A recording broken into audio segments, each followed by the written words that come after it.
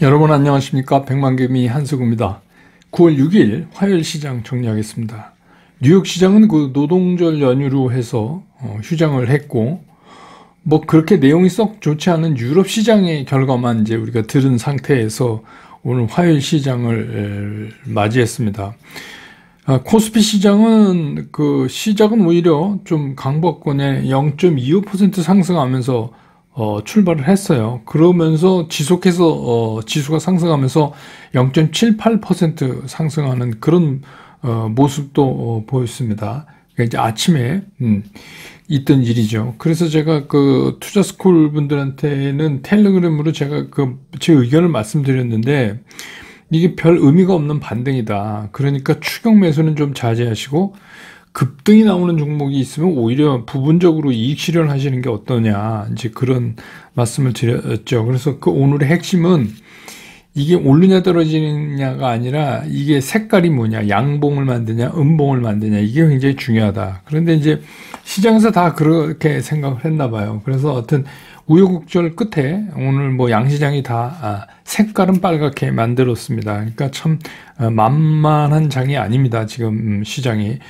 코스피 시장에서 외국인들은 뭐 하루 종일 꼼짝 않고 매도 우위를 계속해서 유지해 나갔고, 출발 당시에 매수 우위를 보이던 이제 개인이나 기관 중에서 기관은 이제 일찌감치 매도 쪽으로 돌아섰고, 개인들만 이제 계속해서 매수 우위를 보여가는 그런 모습을 나타냈습니다. 오늘 코스피 시장에서 외국인들은 786억을 순매도했고, 기관은 142억을 순매도했고, 개인들이 861억을 순매수를 했습니다. 그래서 오늘 이제 코스피 종가는 2410.02포인트. 그래서 어제보다 0.26% 상승하면서, 기술적으로 이렇게 도지라고 그러죠. 십자가 모양의 빨간색의, 그걸 이제 겨우겨우 만들면서 끝냈고, 코스닥도 마찬가지입니다. 코스닥도 출발할 때는 강보권 출발을 해서, 한때는 이게 굉장히 빨리 코스피보다 가볍게 올라서 1.36%나 상승을 했어요. 그래서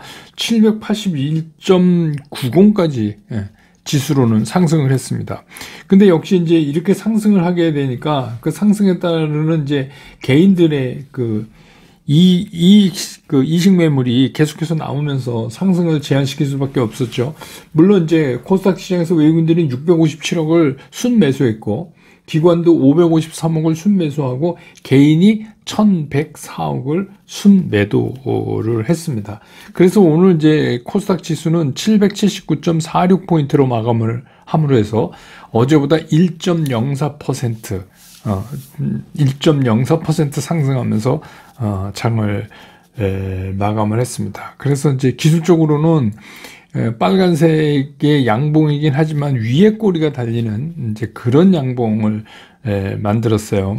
그래서 뭐 음봉보다는 좋지만 그렇게 썩 기술적으로 명쾌하게 앞으로 반등의 지속을 예견할 수 있는 그런 상황은 아닙니다. 오늘 이제 또 환율이 오늘 뭐 난리가 한번 났었죠. 그런데 이제 다시 오늘 장중에 최고점을 넘었었어요. 그래서 1375원이 훨씬 넘어가는 이제 그런 모습. 그러면서 이제 그 지수도 좀 약해졌는데, 근데 이제 이거는 뭐 몰라도 이거 좀 개입이 있었던 것 같아요. 그래서 종가 부분에 진짜 억지로 만드는 것 같다는 생각이 이렇게 확 눈에 보일 정도로. 그래서 오늘 1371.70포인트로 서울 외환시장의 원달러 환율은 마감을 했습니다. 어제보다 30전 올랐으니까 원화가 30전 약해진 거죠. 근데 뭐 이거는 이제 이렇게 된다고 해도 이제 오늘 밤에 이제 뉴욕에서 일어나는 NDF에서는 또 우리 환율이 어떻게 될지, 이것도 이제 계속 우리가 체크해 봐야 되는 그런 문제입니다.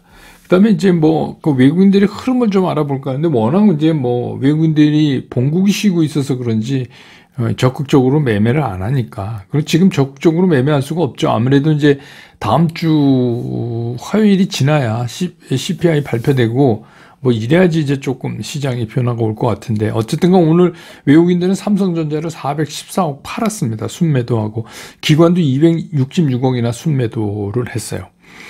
그래서 삼성전자는 외국인 기관이 모두 팔았습니다. 그 다음에 LG 에너지솔루션은 외국인들이 49억 팔고 우리 기관은 150억 샀는데 그 중에서 147억이 연기금이 산 겁니다. 그러니까 연기금이 산 거예요, 그냥.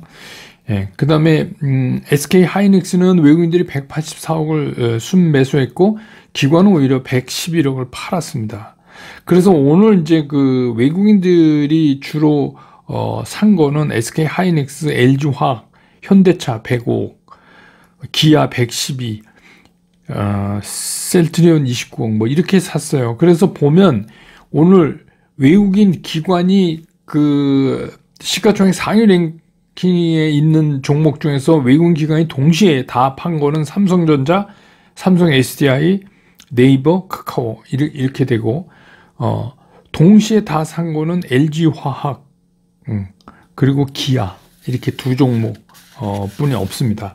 근데 이제 뭐 이렇게 좀 소강 상태의 장이지만 그래도 뭐 이제 그 돌아가면서 뭐 섹터별로는 좀 움직였는데 오늘 이제 눈에 띄는 거는 뭐 매일 오르던 거 말고 눈에 띄는 거는 페인트예요. 페인트가 이제 새롭게 그 실제로 페인트가 대형 수요처가 이미 확보돼 있다. 이게 이제 다시 조명되면서 이게 왜냐하면 페인트가 건설에도 쓰이죠. 철강, 조선 뭐 각각 이제 용도는 다르지만 또 자동차용 도료 뭐 이런 거 이제 많잖아요. 그런 것들로 굉장히 그 수요처가 넓다. 그리고 이제 유가가 계속 오르고 이랬기 때문에 이게 제품 가격 인상 요인도 발생해 있고 또 정부에서도 SOC 확대한다 그리고 이제 뭐 태풍은 지나갔지만 참 여러분들 뭐 별일 없이 다 잘 넘기셨으리라고 믿고 그래서 정부가 그 SOC 사업하는 거 또 주택 공급 확대 이런 거 이외에도 이렇게 이제 태풍 지나가고 이러면 또 복구하고 막 그거 해야 되잖아요.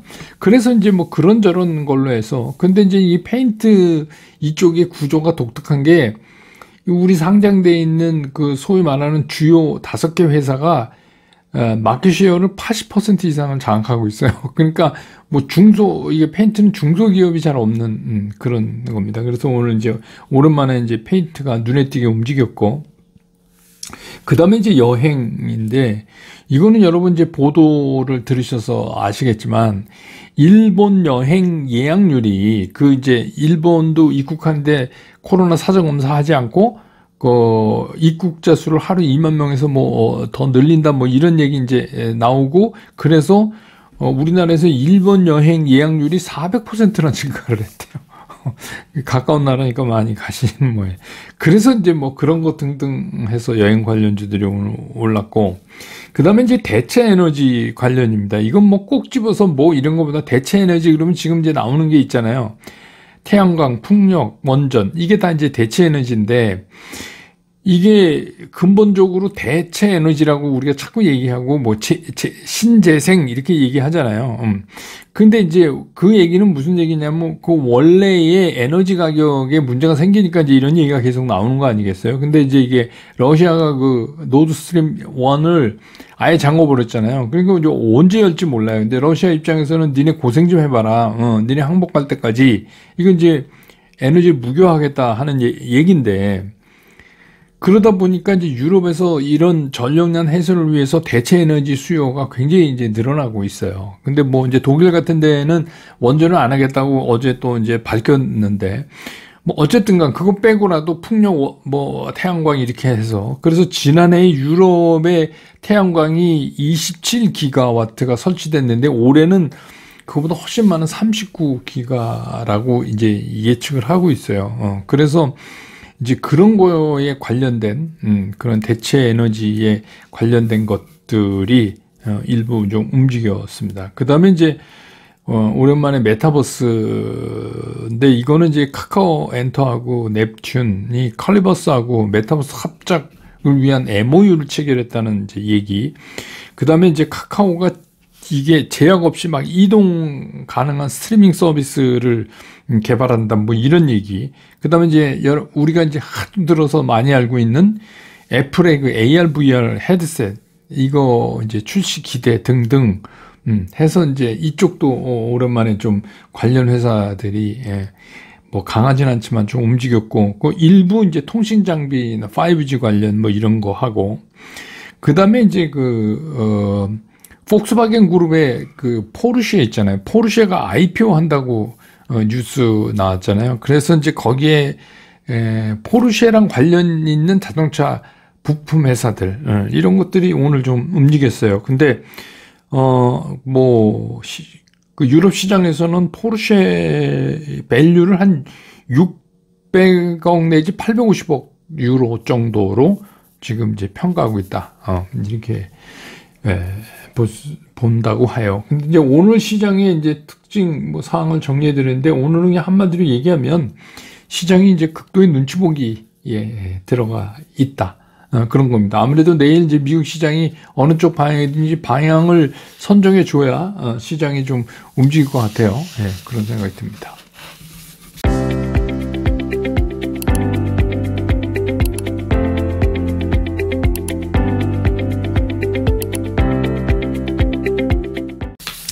시장을 보면 이게 요즘처럼 시장이 그 방향을 제대로 찾질 못하고, 방향 찾지 못하고 있을 때, 이제 우리가 이런 때 시장의 특징이 뭐냐면, 이게 어떤 재료가 나와도 그 재료의 탄력성이 굉장히 둔화되는 경향이 있어요. 특히,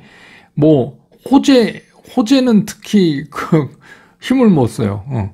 그래서 호재도 잘 없지만 나온다 그래도 힘을 못 쓰는데, 이제 아주 조그만 거라도 악재의 경우는 이게 공포 때문에 장난이 아닙니다. 그리고 악재 조그만 것만 터져도 굉장히 많이 이렇게 확산되고, 우리 흔한 말로 그냥 난리가 나죠, 시장이. 왜냐하면 시장이라는 게 그래요. 주식시장이라는 게 지속적으로 주가가 상승해 주지 못하면 습관적으로 비관적 상상을 많이 하게 돼요.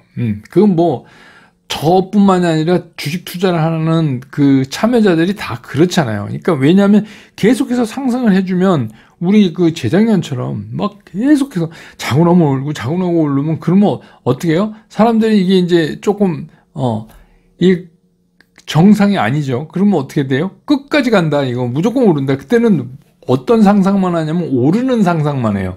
근데 이제 주가가 우리가 최근에 보면은 3,300부터 지수가 밀려가지고 지금 이렇게 해서 그냥 매일 2,400 지키기에 전전긍긍하고 이렇게 되면, 그러면 시장에서는 그럴 수밖에 없는 게 모든 사람들의 예측이나 상상이 자꾸 나쁜 쪽으로 가게 되는 거예요. 근데 이제 우리가 훨씬 지내놓고 보면 그게 고점, 이게 저점이었어 이렇게 얘기하지만 사실은 그 안에 들어와 있으면 그거를 눈치채기가 그게 쉽지가 않죠. 왜냐하면 우리가 다 사람이기 때문에 그렇죠. 그래서 지내놓고 보면 알지만 그 과정을 겪어갈 때는 참 예측이 힘들고 어렵고 그런 거예요. 지금 우리가 이제 그런 때를 가고 있기 때문에 지금의 시장은 모든 게 걱정투성이에요.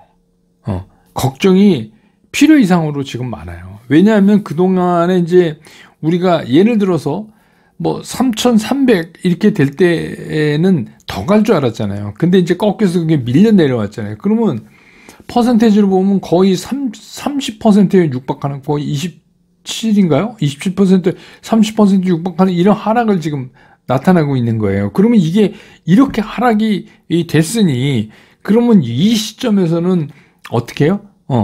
상상이, 예측이, 시장에 대한 예측이 자꾸 빠지는 쪽에 이렇게 무게를 두게 돼 있어요.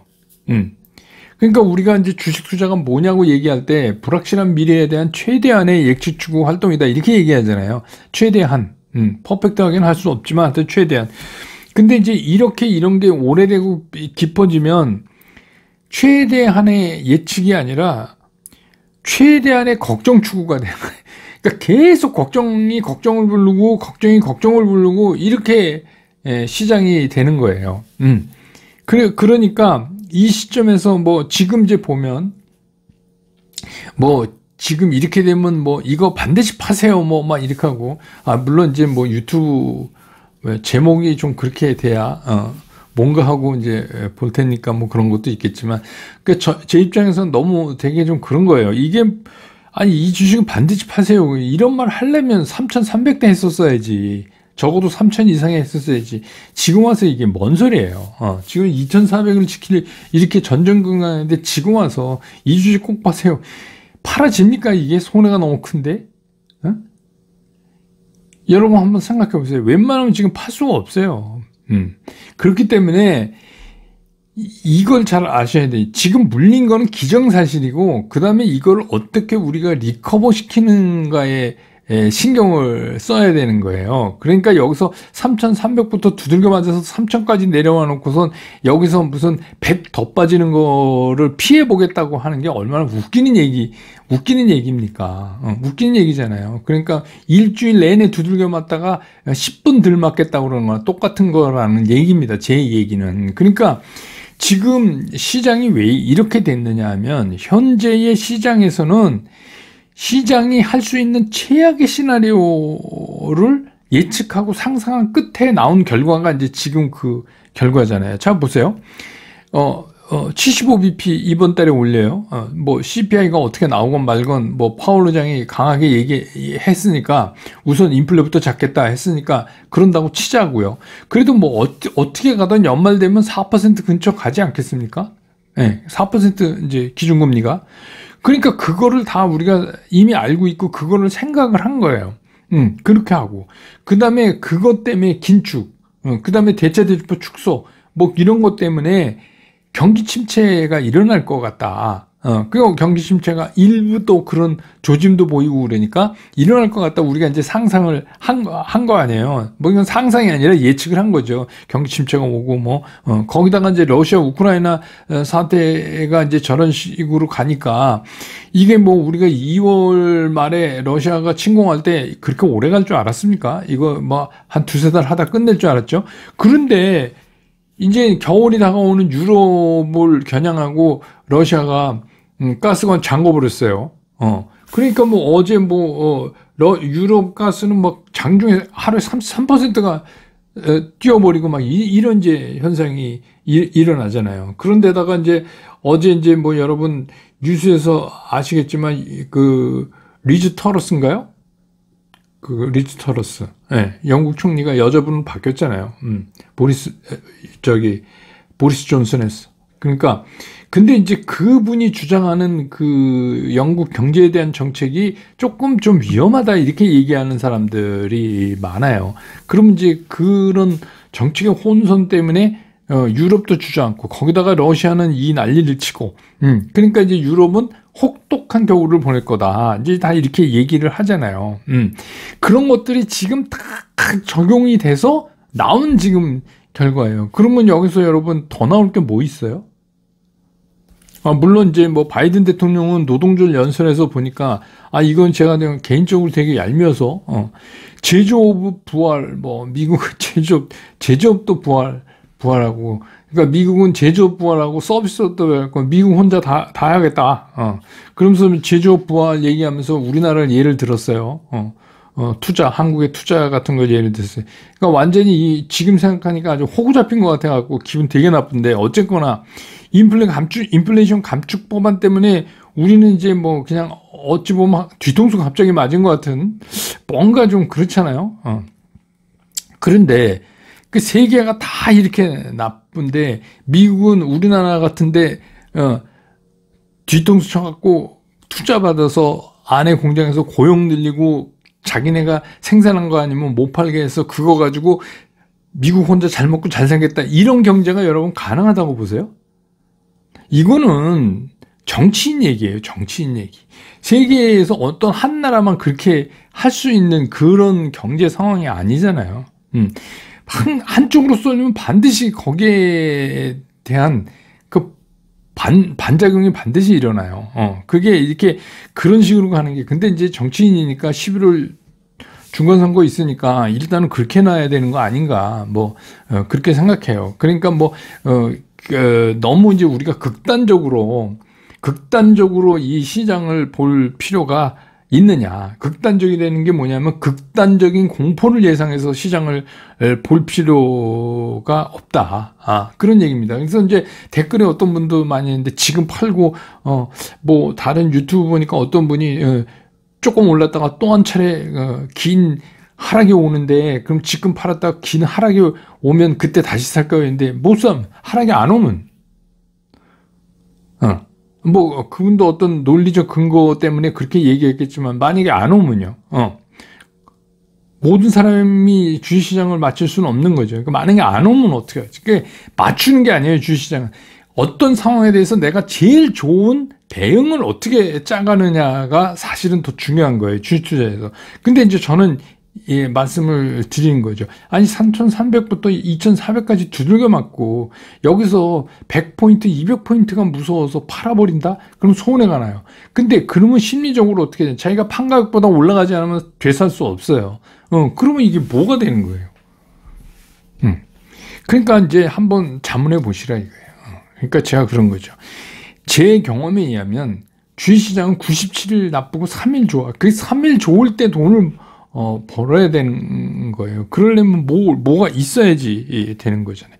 오히려 전 이런 거예요. 만약에 그렇게 큰 폭으로 추가적으로 떨어진다면 나는 더 사겠다. 이런 생각을 가지고 시장을 봐야 시장이 편안해지는 거예요. 이제는. 왜냐하면 3,300에서 밀릴 때는 이제나 돌아서나 저제나 돌아서나 그랬지만 지금은 그런 의미가 아니에요. 그런 의미가 아니고 이제는 그래? 더 빠져? 그럼 난 기회가 있네. 이렇게 이제 생각을 하셔야 돼요. 그게 주식 투자라고 저는 생각을 해요. 그래서 보통 사람들이 이제 주식 투자를 잘 못하는 이유가 뭐냐면 좀 빠지면 막 계속 빠진다 그러고 또 조금 오르면 계속 올라간다 그러고 그러기 때문에 그렇거든요. 그냥 주식은 오르면 떨어지고 떨어지면 오르게 돼 있어요. 그런데 이제 그거를 잘 대응을 자기가 컨트롤을 못하니까 이제 그런 거죠. 그러니까 그렇게 해서 맨날 그 뒤 따라다니면 주식 투자 엉망돼요. 근데 이제 그렇게 하시지 말고 주변에 공부를 좀 많이 하셔갖고 그렇게 하고 추석 한가위 연휴 때는 제가 그 여러분들이 꼭 좀 공부하셔야 될 것들을 한 3편을 지금 준비해 놓고 있는데 만들어서 브런치 카페 옛날에 했던 것 중에서 여러분 꼭 보셔야 될 거를 준비를 해서 그냥 긴 연휴니까 중간에 뭐 이렇게 봐서 나 이거 다 아는 거야 그럼 보지 마시고 이거 한번 살펴봐야 되겠네 이러면 또 알아두시고 이거 결국 아는 게 힘이에요. 아는 게 힘이고 제가 그렇잖아요. 제가 아침에 막 뉴스 같은 거 막 예를 들어서 게임 뉴스 이런 게 많고 뭐 엔터테인먼트 뉴스 많고 이러면 막 날려드리잖아요. 새벽부터. 그러면 그날 그거 오르잖아요. 그러니까 저는 어떤 종목을 사세요 이러는 게 아니라 지금 시장에 신경이 어디로 가 있는가를 좀 참조하시고 그러니까 이런 뉴스가 나오면 시장은 이렇게 반응하고 이 정도엔 이렇게 반응하는 거구나 라는 거를 이제 우리가 이렇게 자꾸 공부해 가는 기간으로 삼으면 결국 여러분 스스로 자력으로 종목 안 찍어줘도 시장을 이길 수 있는 힘이 생기는 거라고 저는 생각을 하거든요. 이제 저는 그렇게 100만 개면 계속 해 나갈 생각이고 내일 이제 미국 시장이 어떻게 나오냐에 따라서 우리 또 달라질 텐데 또 기대를 좀 해보죠. 오늘 시황 정리를 이렇게 하고 내일 장 끝난 다음에 저는 다시 여러분 곁으로 돌아오겠습니다. 여러분 고맙습니다. 투자스쿨에서 여러분들한테 전달해 드릴 메시지는 최종적으로 간결하다, 쉽다, 치우침이 없다. 이거를 제가 여러분들한테 강조를 드리는 거예요. 저는 앞으로 이제 여러분들과 함께 이렇게 하려고 합니다. 여러분과 함께 성공 투자로 갈 수 있으면 좋겠습니다.